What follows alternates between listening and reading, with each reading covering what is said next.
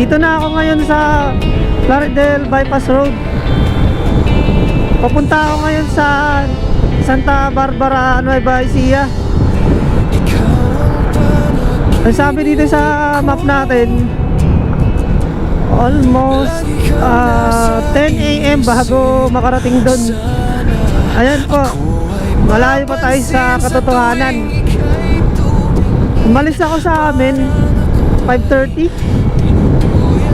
Kanina inaantok na ako, kaya stopover muna, nagkape, kumain ng biskwit. Eto paano, magkalaman naman yung tiyan. Kaya yon. Eto, nagising ulit ako. Back to travel na naman. Eto palang dinadaanan ko ngayon ay dito ko yun binili yung hito na niluto namin dati. Dito po yun. Mura lang dito yung ganun, mga hito, dalag, suso. Ayan, nasa ano tayo ha, Plaridel Bypass Road. Itong lugar na to, isang napakahabang kalsada. Para siyang expressway eh. Kaya sa mga hindi pa nakapunta dito, ang na-observe ko dito, itong kalsada na to maganda naman, hindi matraffic.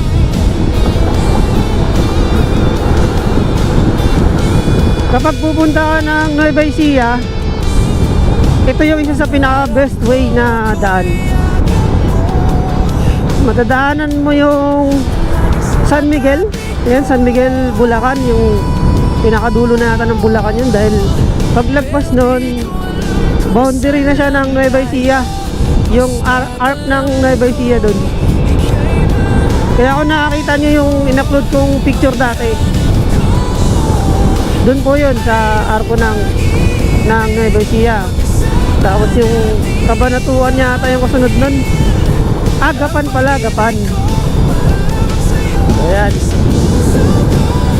Ingat lang tayo dito palagi dahil mga kasabayan nating mga sasakyan, mga truck. Sa ngayon, konti lang yung truck eh. Kapag gabing-gabi na, yung mga bandang alas 10, yung mga labasan talaga ng truck. Naranasan ko na kasi dati dumaan dito gabi. Yung mga truck naman eh, nasa left side naman yan madalas mga pesto. Yan kasi yung fast lane. Dapat pagka nakamotor tayo or light vehicles lang, sa right side. Tsaka tips ko lang sa mga, lalo sa mga nagmumotor, pagka habang nagdadrive tayo, lagi tayong gumamit ng salamin or side mirror para sa kaligtasan natin. Huwag tayong umasa sa signal light. Hindi na bakit naka-signal light ka pagbibigyan ka ng mga kasabayan mo. Hindi naman lahat pare-parehas na nagigets yung point mo sa pagdadrive. Iba pa rin talaga yung tinatawag na defensive driver.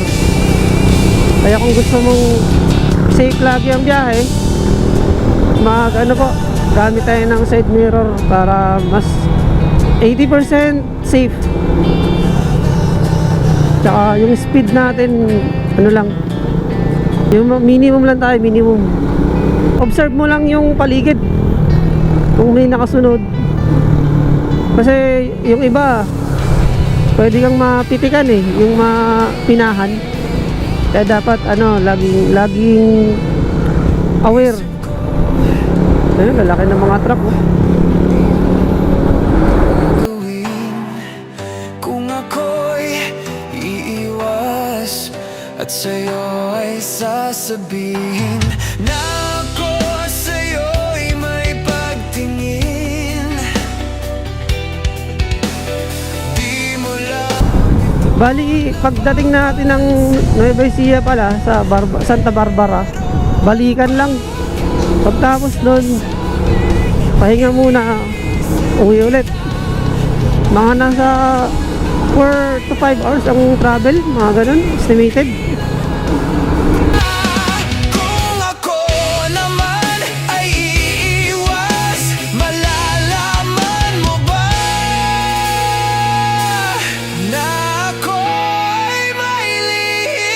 Kaya sa mga hindi po nakakaalam, ako po ay mahilig po talaga mag-travel kahit malayo. Tinitiis ko yung antok. Kapag ka ganun na pag talagang di na kaya, tumatabi naman ako, saka nagkakape muna or umiidlip. Kaya sa mga ganun strategy, kapag tayo ay inaantok po sa pagdadrive, tumabi muna tayo dahil delikado. Pwede tayong madisgrasya. Tsaka pagka naman tayo, idip tayo, hanap tayo ng safe na lugar na talagang alam natin na secure tayo. Mahirap na. Dahil na, hindi tayo taga rito. Para hindi mawala yung mga gamit. Ganun po yung ginagawa ko. Minsan, gasoline station, ganun. Lapit na pala tayo sa tulay. Meron tulay dito na mahaba.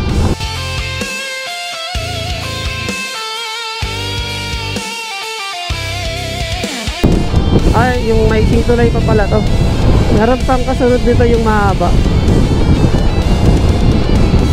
Ang ganda ng lupa dito sa Bulacan. Hindi siya bulubundukin, flat lang siya. Kaya lang pagka buwabagyo nga lang kasi medyo bahain lang talaga dito sa Bulacan. Mostly kasi mga lupain dito yung mga palayan, ginagawang palayan.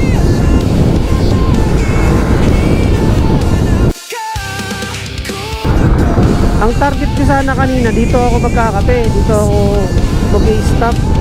Kaya lang pagdating ng Marilao, talagang naramdaman ko na talaga yung, actually sa Valenzuela pa lang sa may Paso de Blas.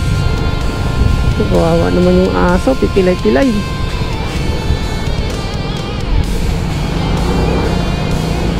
Sa Paso de Blas pa lang, antok na talaga ako. Akala ko kanina kakayanin ko. Ayun, pagdating ng Marilao, sabi ko, hanap na muna tayo ng makakapihan. Kaya, ayun. Ito, back to normal naman. Travel ulit. 10 AM kasi yung full time namin dun sa pupuntahan. Kaya, nakakahiya rin diba kapag na-late tayo. Basta mga 10 AM, mga ganyan. Kaya, hindi na tayo mag-i-stop. Parang ako ay dinuduyan sa hangin. Kala mo, nasa expressway no?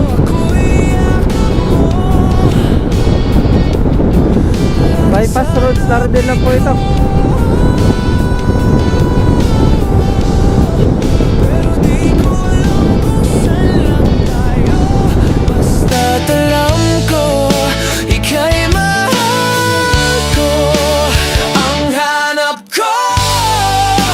Kaya dito ako pumesa sa right side.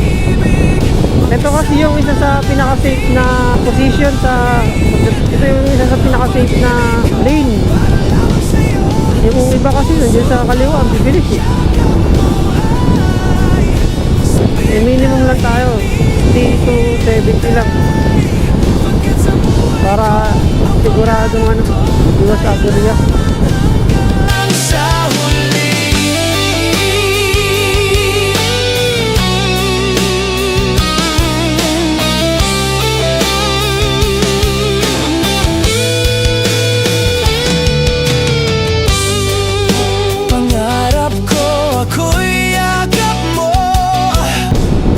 Mamaya papakita ko sa inyo yung tulay na mahaba. Ang sarap ng hangin dito. Medyo malamig. Sobrang lawak pala ng Bulacan no? So yun nga, ngayon Nueva Ecija yung biyahe. Bukas babalik ulit kami ng Nueva Ecija. Iba naman kasi ngayon yung pupuntahan ko. Iba to, ibang transaction. Kaya bukas, kung ano kami, may service naman kami. Hindi ko alam kung saan ba yung banda sa Nueva Ecija. Tapos nun, pupunta ng sa Cebu na yata kami. Sunod. All expenses are free. Wala tayong gagastusin kahit piso. Yan ang bahala.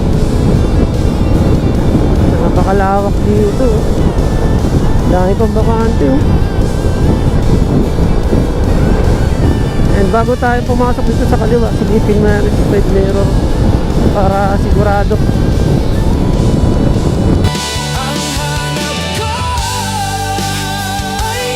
And tapos pagka may nakita tayong pedestrian lane, minor tayo.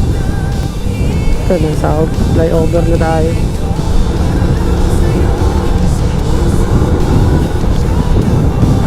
Hindi pa pala dito yung mahabang tulay.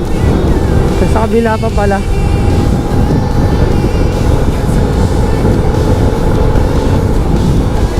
Ang ganda ng weather pala ngayon, ano? Kagabi pala umulan sa Valenzuela. Stranded nga kagabi.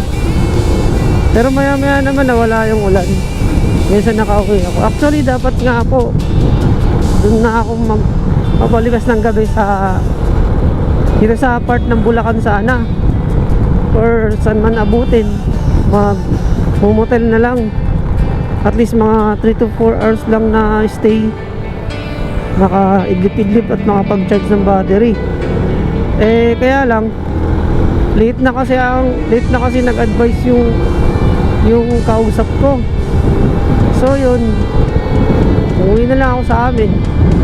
Mahirap na, baka mahirap mag-expect eh na sigurado na ba talaga yung appointment natin sa Nueva Ecija. Wala naman silang binibigay na pang transpo. Kaya yun, kaya nasa bahay na ako, late na. Saka pa nag-abiso. Kaya dapat malapit na tayo dapat sa Nueva Ecija. Isang oras pa kasi pupuntang Cainta o galing Valenzuela. Ayan, ito na yung tulay na mahaba na sinasabi ko. Halos kapareha siya sa Pampanga, yung mahabang tulay na nasa expressway. Ang haba na. Napakahaba.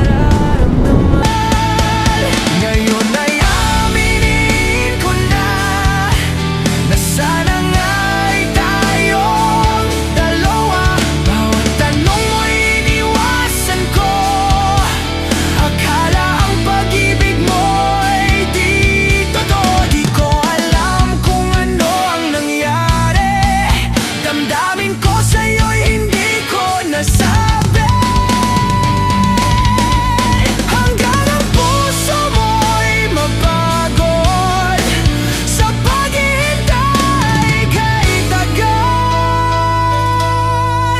Saka ko lang naisip, muntik na kita